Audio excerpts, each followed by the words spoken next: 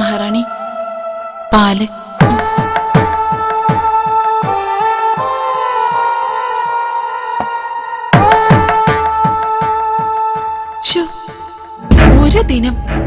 ഒരു ദിനം കൊണ്ട് മഹാറാണിയുടെ കോലം തിരിഞ്ഞു.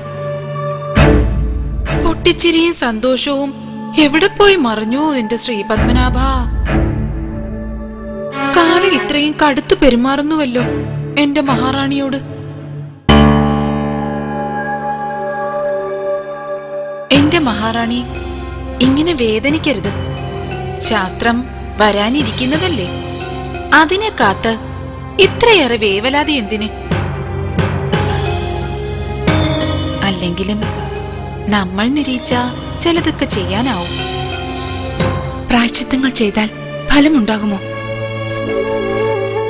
ചിലപ്പോൾ വിധിചിന്ത തന്നെ മാറിയാലോ? കൊള്ളാം, തലയിലെഴുത്തോ മാറുന്നത്? ഏയ്, ഒരിക്കലുമില്ല. തലയിലെഴുത്ത് മാറുകയില്ല, മാറ്റണം. മാറ്റുകയോ? തലയിലെഴുത്തോ? അതിനൊരു മാർഗമുണ്ട്.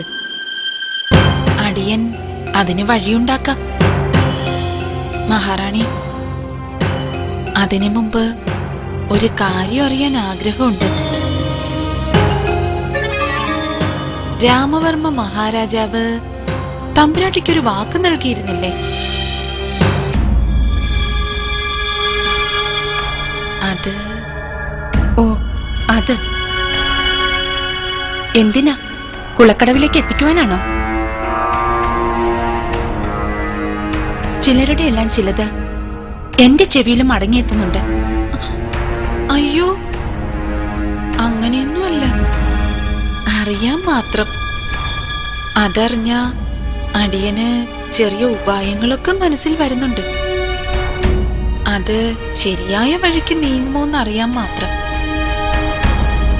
അത് ശുചീന്ദ്രത്ത് വച്ചായിരുന്നു. പത്മനാഭപുരത്തേക്ക് ഒപ്പം കൂട്ടാൻ മഹാരാജാവ് ക്ഷണിച്ചപ്പോൾ ആവശ്യപ്പെട്ടിരുന്നു. എന്ത്? എനിക്ക് പിറക്കുന്ന കുഞ്ഞുങ്ങൾക്കാവണം രാജഭരണമെന്ന്. അയ്യോ, അതെങ്ങനെ? നാട്ടുനടപ്പ് മരുമക്കത്തായോല്ലേ രീതി? ഉറപ്പ്. പക്ഷേ സേലത്തന്നും ഇന്നും മക്കത്തായമാണ്. അതുകൊണ്ടാണ് ഞാൻ. ഓ, അങ്ങനെയോ? പത്മനാഭപുരത്തെത്തിയതോടെ ഞാൻ എല്ലാം ഉപേക്ഷിച്ചു. നൽകിയ വാക്കും മറ്റെല്ലാം. അനിഴ നാളിലെ ഉണ്ണിയാണ് തിരുവിതാംകൂറിന്റെ നാട്ടുവഴക്കമനുസരിച്ച് രാജ്യത്തിന് അധികാരിയെന്നും എനിക്കറിയാം.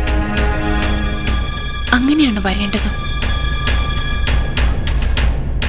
മറിച്ചൊരു ചിന്ത എനിക്കില്ല. അപ്പോ മഹാരാജൻ നൽകിയ വാക്കോ? ഞാൻ പറഞ്ഞിരുന്നില്ലേ, മറന്നു. എല്ലാം മറന്നു.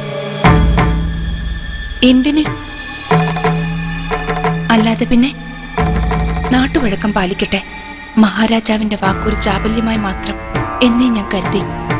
അങ്ങനൊരു ചാബല്യമായി മാത്രം കരുതാവുന്നതാണോ മഹാരാജൻ മഹാറാണിക്ക് നൽകിയ വാക്ക്? അടിയൻ തെറ്റു പറഞ്ഞു എന്ന് മഹാറാണി കരുതരുത്.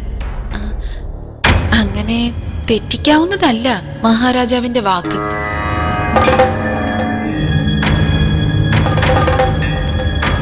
നൽകിയ വാക്കും മറ്റെല്ലാം. അനിഴ നാളിലെ ഉണ്ണിയാണ് തിരുവിതാംകൂറിന്റെ നാട്ടുവഴക്കമനുസരിച്ച് രാജ്യത്തിന് അധികാരിയെന്നും എനിക്കറിയാം. അങ്ങനെയാണ് വരേണ്ടതും. മറിച്ചൊരു ചിന്ത എനിക്കില്ല. അപ്പോ മഹാരാജൻ നൽകിയ വാക്കോ? ഞാൻ പറഞ്ഞിരുന്നില്ലേ, മറന്നു. എല്ലാം മറന്നു. എന്തിന്? അല്ലാതെ പിന്നെ നാട്ടുവഴക്കം പാലിക്കട്ടെ, മഹാരാജാവിന്റെ വാക്കൊരു ചാബല്യമായി മാത്രം എന്നേ ഞാൻ കരുതി. അങ്ങനൊരു ചാബല്യമായി മാത്രം കരുതാവുന്നതാണോ മഹാരാജൻ മഹാറാണിക്ക് നൽകിയ വാക്ക്? അടിയൻ തെറ്റു പറഞ്ഞു എന്ന് മഹാറാണി കരുതരുത്. അങ്ങനെ തെറ്റിക്കാവുന്നതല്ല മഹാരാജാവിന്റെ വാക്ക്. വാക്ക് പാലിക്കണം. നാട് ഭരിക്കുന്ന തമ്പുരാൻ നൽകിയ വാക്കല്ലേ. അങ്ങനെ പാലിക്കപ്പെടുന്നില്ലെങ്കിൽ പിന്നെ തമ്പുരാട്ടിക്ക് എന്താ ഈ കൊട്ടാരത്തിലൊരു മഹിമ?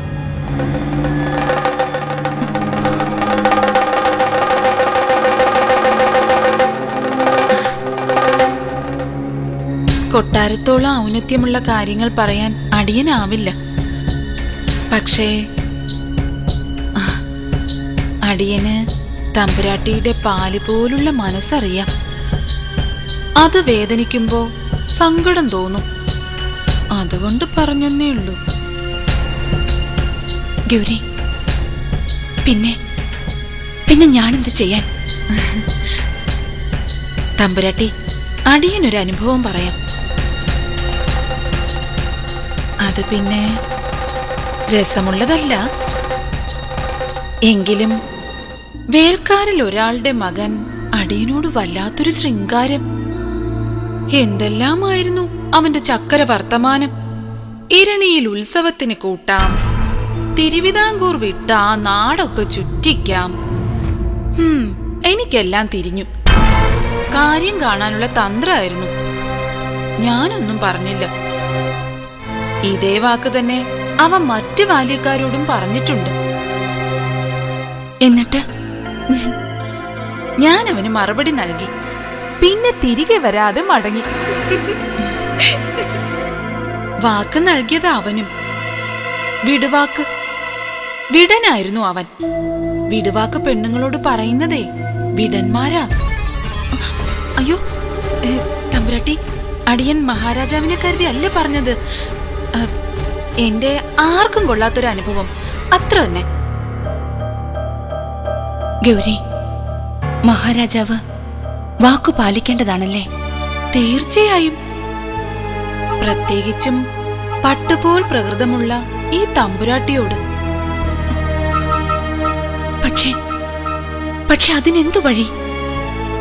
പറയണം, തമ്പുരാനോട് പറയണം. തമ്പുരാട്ടി, ചിലതിന് കാത്തിരിക്കണം തമ്പുരാട്ടി. അടിയന് ചിലതൊക്കെ കഴിയും.